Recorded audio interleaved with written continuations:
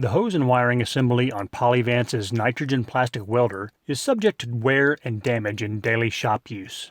The following tutorial will show you how to replace the damaged hose on Polyvance and Urethane Supply red box welders, where the hose comes out the front panel of the welder, as on the model 6057, 6059, and 6085 models.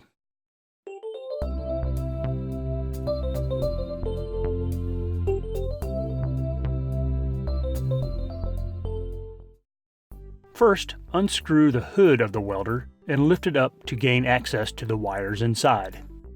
Remove the 3 wires from the holster switch. Move the hood out of the way. Remove the plumbing so you can easily access the control panel.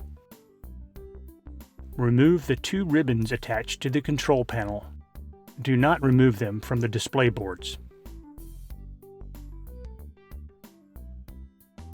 Remove the 5 wires attached to the control board.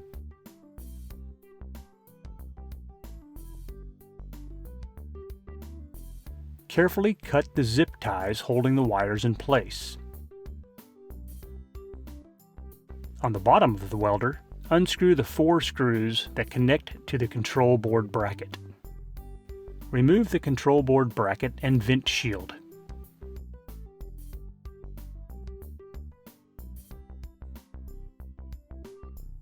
On the back side of the welder, unscrew the nut and remove the washer and green ground wires from the ground stud. Detach the male and female blue wires. Snip the 3 terminals off the wires. Remove the plumbing going to the brass T. Using a wrench, unscrew the compression nut and remove the O-ring with your fingers. Using 2 wrenches, hold the hose in place and give the brass T a quarter turn. Remove the 90-degree fitting from the top of the brass T.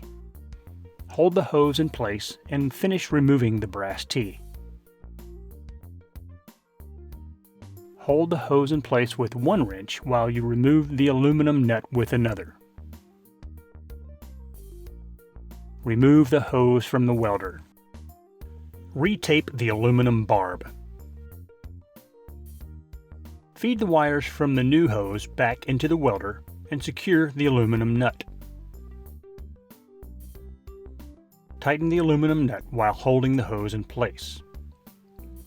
Run the wires back through the brass T and secure until hand tight.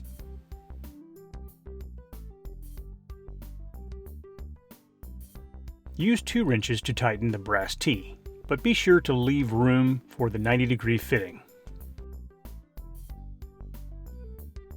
Add the 90-degree fitting back on the brass T and tighten. Place the O-ring and compression nut back on the wires and tighten securely.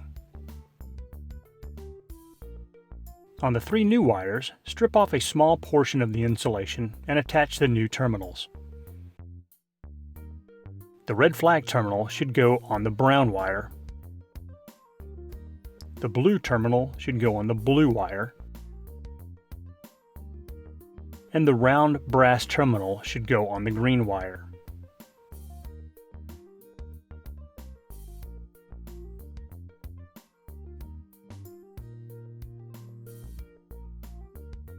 Place the 2 green ground wires and washer back on the ground stud and tighten the nut. Reattach the 2 male and female blue wires. Slide the shielding vent under the wires and line up the holes. Place the control board bracket on top of the shielding vent. Secure the 4 screws on the bottom of the welder to the control board. Attach the wires back onto their appropriate place on the control board. The wires and control board are both labeled to help with the placement. Secure all of the plumbing back into the appropriate fittings. Place the ribbon back onto the control board. Be very careful not to bend the prongs. Place the hood on top of the welder. Attach the 3 wires to the holster switch. Red should go in front, yellow in the middle, and the yellow and black wires go in the back. Lower the hood down the rest of the way and screw it back on tightly. Now your hose and wiring assembly is good to go. Thanks for watching. Make sure you subscribe to our channel and hit the bell to be notified when we post a new video. Let us know in the comments if this video helped you out, and check out our other videos for a variety of plastic repair tutorials.